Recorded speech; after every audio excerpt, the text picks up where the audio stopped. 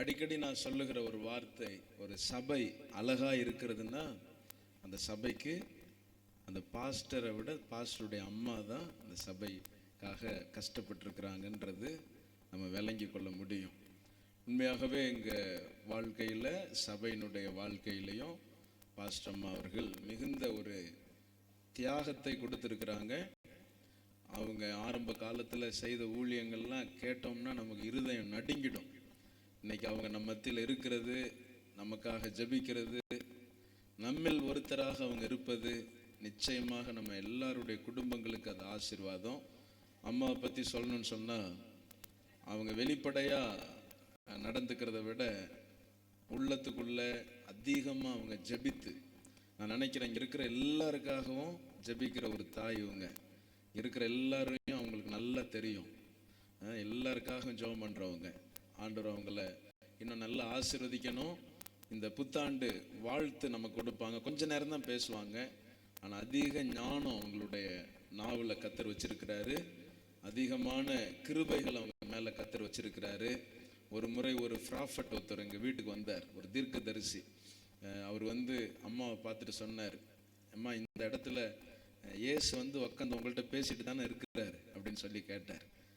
அம்மா சொன்னாங்க, ஆமாம், டெய்லி வந்துட்டு போகிறாரு, இந்த சேரில் தான் உட்காந்துருப்பார் அப்படின்னாங்க. நாங்கள் தூக்கி வாரி போட்டுருச்சு எங்களுக்கு.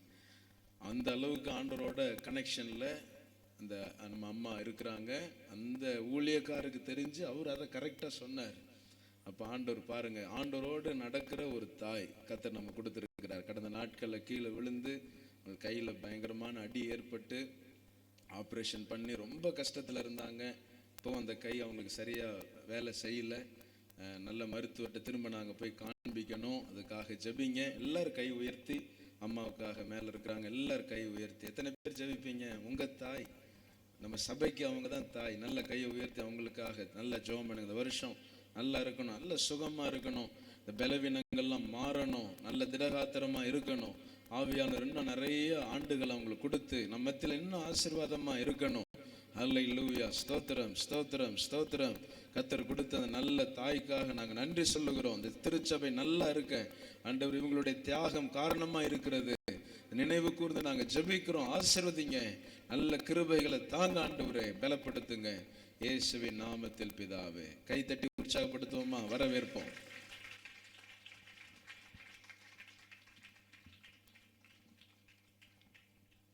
எல்லாரும் கண்களை மூடி ஒரு நிமிஷம் ஜெபம்.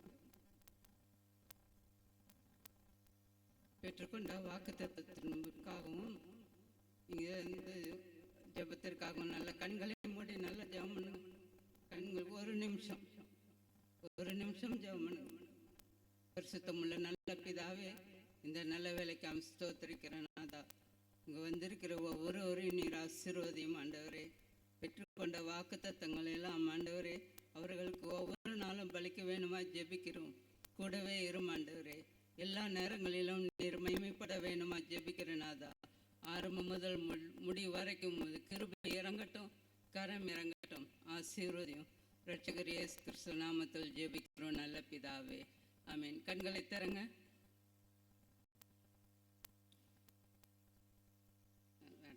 வேண்டாம்.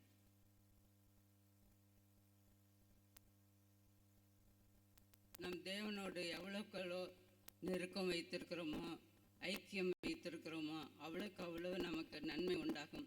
தேவன் மேல் பற்றுதல் வரும், விசுவாசம், நம்பிக்கை வரும். ஒரு நன்மையும் குறையப்படாது. நாம் செய்வதெல்லாம் வாய்க்கும். காரணம், தேவன் மேல் வைத்திருக்கிற நெருக்கம். தேவனோடு நெருக்கமாக இருந்தால் நம் வாழ்வில் விசாலம் உண்டாகும்.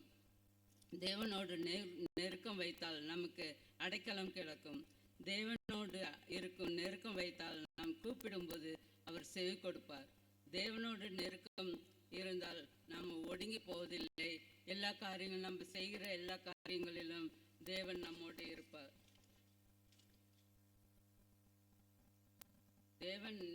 தேவனோடு நெருக்கம் வைத்திருந்தால், நெருங்கி ஜீவித்தால் நமக்கு ஒரு திருப்தி உண்டாகும். ஒரு திருப்தி நம்ம வர வேண்டுமானால், எதை தொட்டாலும் எதை எடுத்தாலும் நமக்கு ஒரு திருப்தி வர வேண்டும்.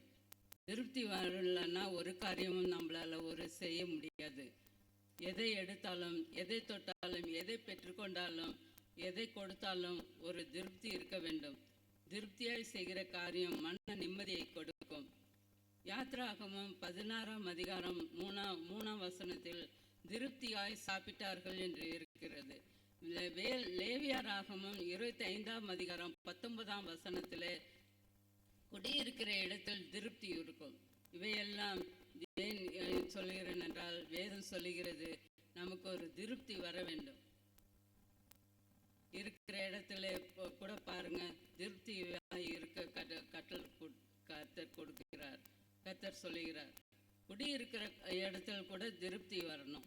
திருப்தி இருக்குதுன்னு ஆண்டவர் சொல்லுகிறார். சங்கீதம் 91:16ஆம் வசனத்தில் நீடித்த நாட்களாய் நம்மை திருப்தி ஆக்குவார். சங்கீதம் 103 சங்கீதம் 5ஆம் வசனம், நன்மையினால் நம்மை திருப்தி ஆக்குவார்.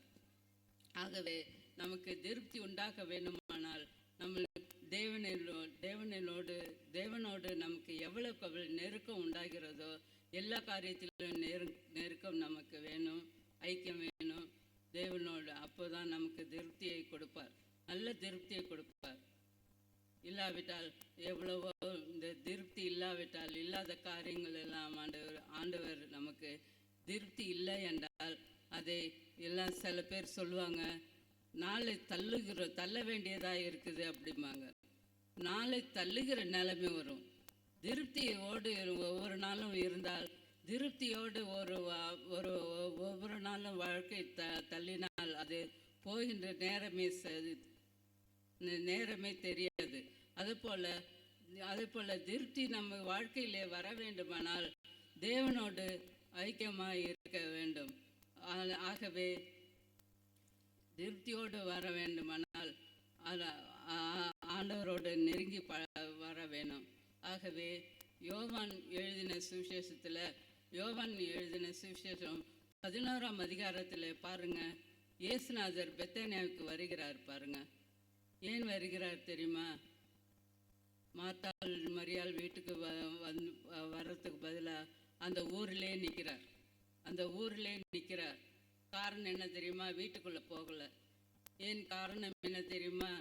இன்னும் சில வீடுகளில் ஆண்டவரை அழைக்கிறது கிடையாது, தேவனை தேடுகிறது கிடையாது, தேவனுக்கென்று ஒரு இடம் வைக்கிறது கிடையாது, தேவனோடு உறவாடுகிற இதே கிடையாது, தேவனை தேடுகிற உணர்வே கிடையாது. ஆகவே இந்த நிலைமையில் தேவன் வாசலிலே நிற்கிறார். பாருங்க, ஏன் தெரியுமா வாசல்லே நிற்கிறார்? அந்த குடும்பத்தில் ஓயாத சண்டைகள் இருக்கும், ஓயாத கெட்ட குணங்கள் இருக்கும், ஓயாத கெட்ட ஒழுக்கங்கள் இருக்கும், ஓயாத பிரிவினைகள் இருக்கும், ஓயாத தாழ்மை இருக்காது, தாழ்ந்து போகிற குணம்லாம் இருக்காது. ஆகவே தான் அந்த காரியங்கள் இருக்கும்போது தேவன் நடுத்தெருவில் தான் இருப்பார், வீட்டுக்குள்ளே வரமாட்டார். இதையெல்லாம் ஒழித்து கட்டினால்தான் சண்டைகளை ஒழியணும். சண்டைகள் இருக்கிற இடத்துல தேவன் இருக்க மாட்டார். ஒழுக்கங்கள் இருக்கிற இடத்துல தேவன் இருக்க மாட்டார்.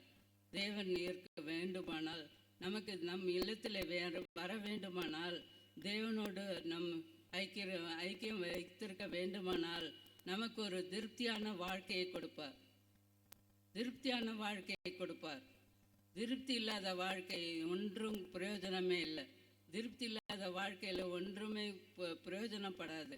பாருங்கள், ஒரு குடும்பத்தில் மூத்த பெண்ணுக்கு உயர்ந்த ட்ரெஸ் எடுப்பாங்க, இளையவளுக்கு குறைந்த விலையில் ட்ரெஸ் எடுப்பாங்க. அங்கே ஒரு பிரச்சனை உண்டாகும். மூத்தவளுக்கு இப்போ விலை உயர்ந்த ட்ரெஸ் எடுத்தீங்க, எனக்கு விலை குறைவான ட்ரெஸ் எடுத்திருக்கீங்களேன்னு சொல்லி அங்கே ஒரு பிரச்சனை உண்டாகும். இன்னும் சொல்லப்போனால், மூத்தவளுக்கு விலை குறைவான ட்ரெஸ்ஸை எடுத்துக்கிட்டு இளையவளுக்கு விலை உயர்ந்த ட்ரெஸ்ஸை கொடுத்தோமானால் அங்கேயும் பிரச்சனை வரும். இப்படி இருந்தால், இந்த பிரச்சனையும் போராட்டங்கள் இருந்தால் எப்படி வீட்டுக்குள்ளே திருப்தி உண்டாகும்? போராட்டத்தோடு காலத்தை ஓட்ட வேண்டியதுதான். அதே போல் பாருங்கள், ஒவ்வொரு குடும்பத்திலும் கணவன் மனம் சண்டைகள் வரும்.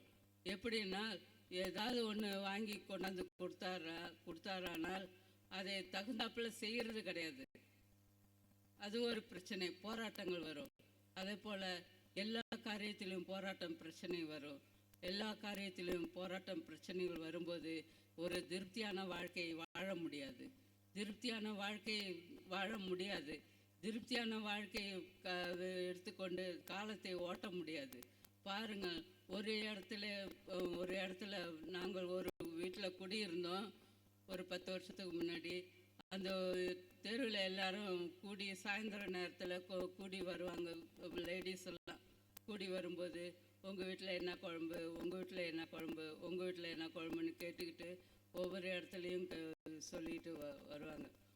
ஒருத்தர் ஒரு ஃபேமிலியில் உள்ளவர் என்ன பண்ணுவார், அவர் காய்கறி வாங்கி வந்து ஒரு நாளைக்கு என்ன காய்கறி வாங்குறாரோ அதே காய்கறியை வாங்கிட்டு வருவார். அடுத்த வாரம் ஒரு வாரம் பூரா அதே காய்கறி வரும். அடுத்த வாரம் வேறு காய்கறி வாங்கும்போது அதே காய்கறியை வாங்கிட்டு வருவார். அவங்க சொல்லுவாங்க, பாருங்கங்க இந்த மனுஷன் ஒரே காய்கறி பார்த்துலேருந்து டெய்லி இதே காய்கறியை வாங்கிட்டு வர்றாரு பாருங்க அப்படிங்க. நான் சொல்லுவேன், இருந்தால் என்ன, இது கூட கிடைக்காம சில பேர் கஷ்டப்படுறாங்க, அதுக்கு தகுந்த மாதிரி நீங்கள் செஞ்சு கொடுங்களேன் அப்படின்னு சொல்லிடுறது. ஆகவே இந்த காரியத்தில் இந்த ஆம்பளைங்க எந்த எடுத்துக்கொண்டு வைத்தாலும் அதை செஞ்சு கொடுக்குற தன்மை வரணும். அப்போ தான் நிம்மதியாக இந்த குடும்பத்தை ஓட்ட முடியும். இன்னொரு இடத்துல பாருங்கள், ஒரு இடத்துல பாருங்கள், ஒரு இடத்துலையும் இன்னொரு இடத்துல நாங்கள் குடியிருக்கும்போது எல்லாம் இதே மாதிரி கூடி பேசுவாங்க. கூடி பேசிக்கிட்டு இருக்கும்போது ஒரு குடும்பம் என்கிட்ட வந்து, நான் இன்னைக்கு கறி எடுத்துருக்குறேங்க, கறி குழம்பு வைக்க போகிறேங்க அப்படின்னு சொல்லுவாங்க. ஒவ்வொருத்தரும் ஒவ்வொரு விதமாக குழம்பு செய்யும்போது இது மாதிரி சொல்லுவாங்க. நான் என்ன பண்ணுவேன், சரி கறி குழம்பா வைக்க போகிறீங்க அப்படின்னு சொல்லிட்டு நான் கேரளாவிலேருந்து ஸ்பைசஸ்லாம் வாங்கிட்டு வருவேன். அதில் கொஞ்சம் கொஞ்சம் கொடுத்து இதில் வச்சு வைங்க, நல்லா வாசனையாக இருக்கும், குழம்பெல்லாம் வாசனையாக இருக்குது, இதை வச்சு கொடுங்கன்னு கொஞ்சம் கொஞ்சம் எடுத்து கொடுத்து ஒரு தேங்காயும் கொடுத்து ஆக்கி நல்லா ருசியாக நாக்குக்கு ருசியாக வச்சு சாப்பிடுங்க, திருப்தியாக சாப்பிடுங்க அப்படின்னு சொல்லி கொடுப்பேன். சரின்னு சொல்லிவிட்டு அவங்க என்ன பண்ணாங்க, குழம்புலாம் மசாலாலாம் அரைச்சி வச்சு எல்லாம் நல்லா குழம்பு வச்சாங்க. வச்சு கொஞ்ச நேரம் கழித்து அவர் வந்தார், அவங்க வீட்டுக்காரர் வந்தார். வீட்டுக்காரர் வந்தது என்ன சண்டையோ என்னன்னு தெரியல, என்ன சண்டை எதனால சண்டைன்னே தெரில. குழம்பை தூக்கி கொண்டு போய் சொல்ல முடியாத இடத்துல கொண்டு போய் கொட்டிட்டார். அந்த மாதிரியான நிலைமை இருக்குமானால் உடனே நீங்கள் மாற்றி போடுங்க. யார் வீட்டில் குழம்பு கொட்டுற வேலை இருந்துச்சோ அந்த வேலையெல்லாம் ஒழிச்சு கட்டுங்க. குழம்பு கொட்டுற வேலையெல்லாம் இருந்தாக்கா திருப்தியாக குடும்பத்தை ஓட்ட முடியாது. கணவன் சொல்கிற காரியத்தில் செய்யலைன்னா அந்த குடும்பம் ஓட்ட முடியாது, திருப்தி இருக்காது. பிள்ளைகளோடு அட்ஜஸ்ட் பண்ணி போகிற தன்மை இல்லைன்னா குடும்பத்தில் நிம்மதி இருக்காது, நிம்மதியாக காலத்தை ஓட்ட முடியாது. அதே போல் பாருங்கள், அந்த குழம்பு கொட்டுனதும் நான் உள்ளே இருந்தேன், வீட்டுக்குள்ளே இருந்தேன். சரி பிள்ளைங்க ஸ்கூல் விட்டு வருவாங்களேன்னு சொல்லிவிட்டு நான் தெருக்கதை திறக்கும்போது அந்த அம்மா உட்காந்து அழுதுட்டு இருந்தாங்க. என்னங்க ஏங்க அப்படின்னு சொல்லி, இந்த மனுஷங்க வந்தாருங்க குழம்பு கொட்டிட்டாருங்க அப்படின்னு. அதுக்கு என்ன, நீங்கள் போனால் போயிட்டு போகுது, வேறு ஏதாவது செஞ்சு கொடுக்க வேண்டியதுன்னா, பிள்ளைங்க ஸ்கூல் விட்டு வரும், வேலை ஏதாவது செஞ்சு கொடுக்கல, நான் இனிமேல் வீட்டுக்குள்ளேயே போக மாட்டேன்.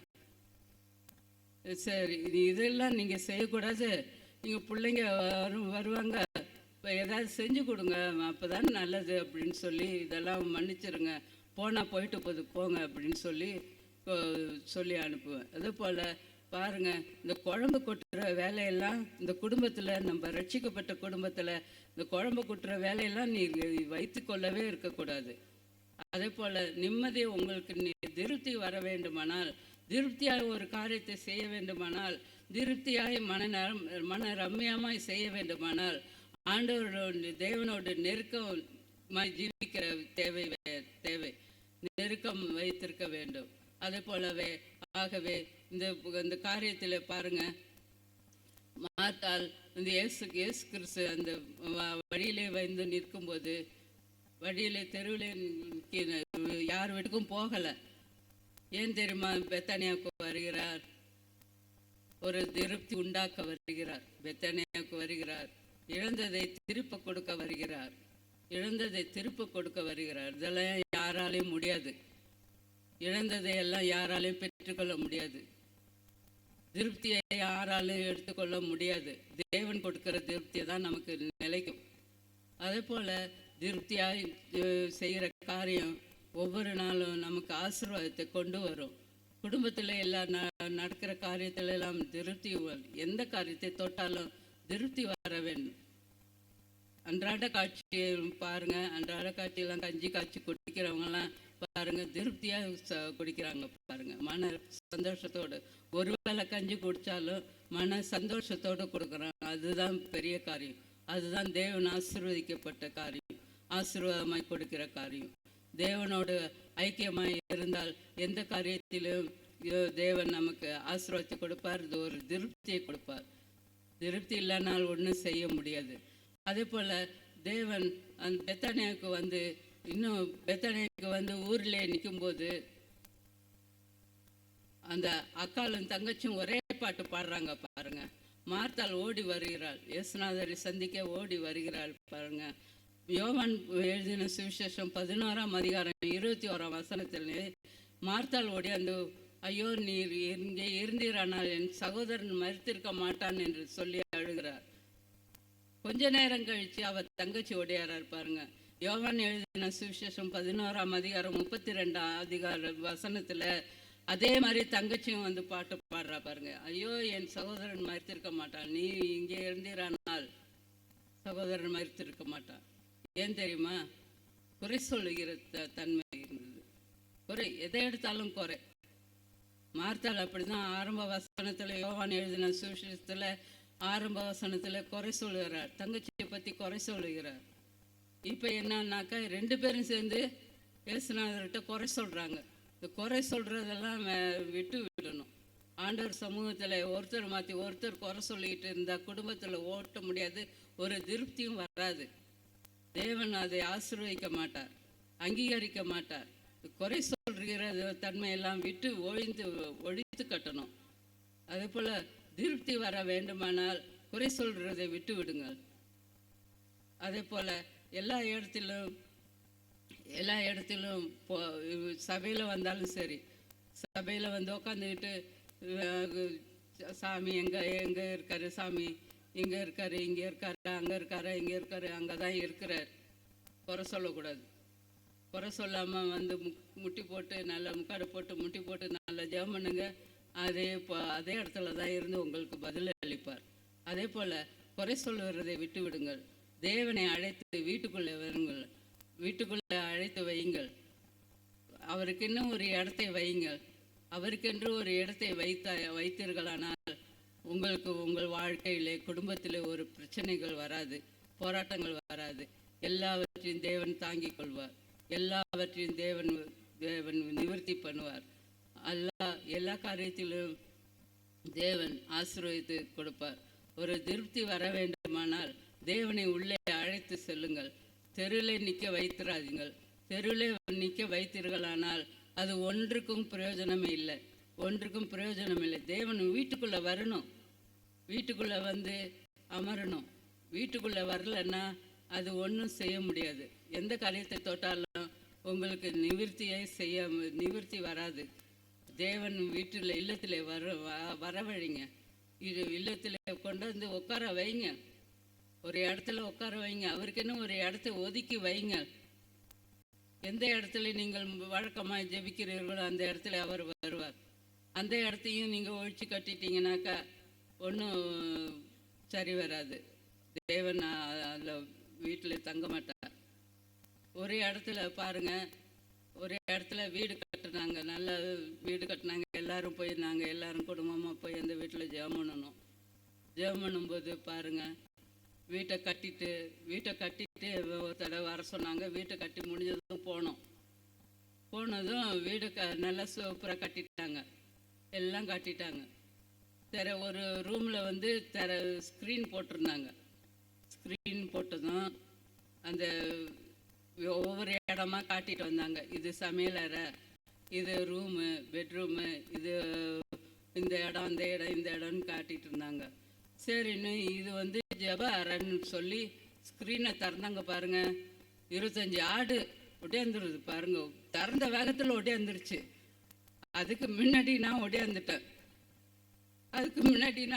என்னடா அது என்னது இது என்னது ஜெப அறைன்னுட்டு இந்த மாதிரி பண்ணியிருக்கீங்களே அப்படின்னு சொல்லிட்டு எல்லாம் அந்த அம்மாலாம் சிரித்தாங்க. சரி, ஐயோ இதெல்லாம் ஒழிச்சு வைக்க முடியாதுங்க, வீட்டுக்குள்ளே இருக்க மாட்டேங்குதுங்க, இங்கே தான் இருக்குதுங்க, ரூமில் தான் இருக்குங்க அப்படின்னு.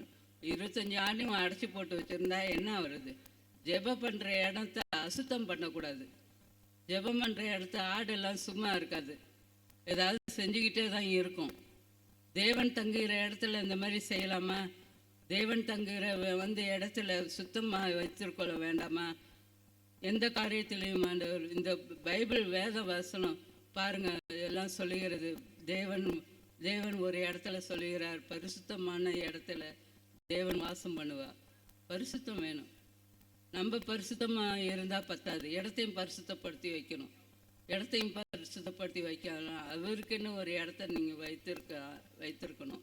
அவருக்கென்று ஒரு இடத்தை ஆயத்தப்படுத்தி வைக்கணும். எவ்வளோ பெரிய மாளிகை கட்டினாலும் சரி, எவ்வளோ பெரிய கோடி கோபுரங்கள் கட்டினாலும் சரி, தேவனுக்கென்று ஒரு இடத்தை ஆயத்தப்படுத்தி வைக்கணும். அப்போ தான் தேவனை வந்து உங்களை ஆசீர்வதிப்பார். ஒரு நிம்மதியான திருப்தியான ஒரு வாழ்க்கை அமையும். திருப்தி வரவில்லை என்றால் நாட்களை சில பேர் சொல்லுவாங்க, நாளெல்லாம் தள்ள வேண்டியதாக இருக்குங்க அப்படிம்பாங்க. திருப்தி இல்லைன்னா அப்படி தான் நாளை தள்ளுற நிலைமைக்கு வரும். இந்த வருஷத்தில் நான் சபிக்கிறேன்னு சொல்லி கோவப்படுறேன்னு சொல்லாதீங்க, நினைக்காதீங்க. தேவன் உங்களை திருப்திப்படுத்த வேண்டுமானால் தேவனுடைய சமூகத்தில் கனம் பண்ணுங்கள். தேவன் வந்து தங்குகிற இடத்துல கனம் பண்ணுங்கள். தேவனை அழைத்து வந்து வீட்டில் இல்லறத்தில் உட்கார வைங்கள். தேவனுக்கென்று ஒரு இடத்தை ஆயத்தப்படுத்தி வைங்கள். எல்லாவற்றிற்கும் மேலான தேவ சமாதானம் உங்களை என்றும் என்றும் ஆள கடவுது. கண்களை மூடி ஜெபம் பண்ணுவோம். பரிசுத்தமுள்ள நல்ல பிதாவே, இந்த நல்ல வேலைக்கு ஸ்தோத்திரிக்கிறோம், துதிக்கிறோம், நாதா ஸ்தோத்திரிக்கிறோம், ஆசீர்வதியும். ஒரு சாட்சி சொல்லிடுறேன். ஒரு 6 மாதத்துக்கு முன்னாடி எனக்கு கண்ணு சரியாக தெரியல. கண்ணு தெரியாமல் இருக்கவும் திடீர்னு கண்ணு மறைச்சிடுச்சு. எழுத்தெல்லாம் தெரியல. கண்ணாடி போட்டும் கண்ணு எழுத்து தெரியல. அப்புறம் வீட்டில் சொன்னேன் இது மாதிரின்ட்டு. அப்புறம் மருமகளை அழைச்சிட்டு மாயவரம் டாக்டர்கிட்ட, மாயவரத்தில் ஒரு ஃபேமஸ் டாக்டர் தான், அவர்கிட்ட கொண்டு போய் காட்டணும். டெஸ்ட் பண்ணிவிட்டு கேட்ராக்கு வந்து வீங்கி இருக்குங்க, வெடிக்கிற நிலமையில் இருக்குங்க, இதை நீங்கள் உடனே போய் தாமதம் பண்ணாமல் கொண்டு போய் சேர்த்து நீங்கள் சரி பண்ணுங்க அப்படின்னு சொல்லிட்டார். எனக்கு பயமாயிடுச்சு. சரி, ஆப்ரேஷன் பண்ணுனாலும் நமக்கு கண்ணு வருமா வராதாங்கிற பயத்தில் இருந்ததும் ஏற்ற நேரத்தில் எங்கள் குடும்பத்தார் அனைவரும் ஏற்ற நேரத்தில் ஒரு டாக்டர், சென்னையில் ஒரு டாக்டர் காட்டி நிறைய டெஸ்ட் எடுத்தாங்க. ஒவ்வொரு டெஸ்ட்டுக்கும் ஒவ்வொரு ஹாஸ்பிட்டல். எல்லாம் என் பிள்ளைங்கள் தான் நல்ல குடும்பத்தார் அனைவரும் என்னோட கடந்து கஷ்டப்பட்டாங்க. எல்லா டெஸ்ட்டும் எடுத்த பிறகு கண் ஆப்ரேஷன் பண்ணி அந்த கேட்ராக்டை எடுத்துட்டு லென்ஸ் வச்சாங்க. இப்போ ஆண்டவருடைய கிருபையால், அப்படியே நான் பயந்துருந்தேன், கண்ணு தெரியுமா என்னன்னு தெரியலேன்னு. ஆண்டவர் கிருபையால் நல்ல கண்ணு தெரியுது. நல்ல கண்ணு தெரிஞ்சு அந்த லென்ஸு பொருத்தினதும் நல்ல கண்ணு தெரியுது. ஆண்டவர் கிருபையால் கொடான கொடி நன்றி. ரெண்டாவதாக கடந்த 2 மாதத்துக்கு முன்னாடி சேர் தடுக்கி விட்டு கீழே விழுந்ததும் கையை நீட்டி விழுந்ததும் நெட்டு இந்த முட்டு வந்து 2ஆக உடஞ்சிருச்சு. எலும்பு வந்து 3 துண்டாயிடுச்சு. இதில் என்ன பண்ணுறதுன்னு தெரியலன்னு எக்ஸ்ரே எடுத்து பார்த்ததுக்கு டாக்டர் சொல்லிட்டாரு, ஆப்ரேஷன் பண்ணால் தாங்க இதெல்லாம் சரி வரும் அப்படின்ட்டாரு. அப்புறமா ஆப்ரேஷன் பண்ணி பிளேட்டு வச்சுருக்குறாங்க. முட்டில் பிளேட்டும் அந்த 3 துண்டான எலும்பில் வந்து ஸ்க்ரூ பண்ணி வச்சுருக்காங்க. 9:30 போனேன், ஆப்ரேஷன் தேட்டரில் போனேன். 1:30 தான் வெளியில் விட்டாங்க. ஆக்சிஜன் ஓடிக்கிட்டு இருந்தது. ஆக்சிஜன் ஓடும்போதே ஜீவன் நின்றுடும் போல இருந்தது. அதை போல் அந்த ஆபத்தில் இருந்தும் ஆண்டவர் என்னை மீட்டு எடுத்து இப்போ கை சுத்தமாக என்னுடைய வேலையை நானே செய்யும்படிக்கு வரணும். அந்த மாதிரி நல்லா ஜெபம் பண்ணுங்க. ஜெபம் பண்ணுங்க, சபைக்காக ஜெபம் பண்ணுங்க, குடும்பத்துக்காக ஜெபம் பண்ணுங்க, அடையாளுக்காக ஜெபம் பண்ணுங்க. எல்லா கத்தருக்கு கோடானு கோடி ஸ்தோத்திரம், நன்மை உண்டாகட்டும். ஆசீர்வதியும். ஆமென்.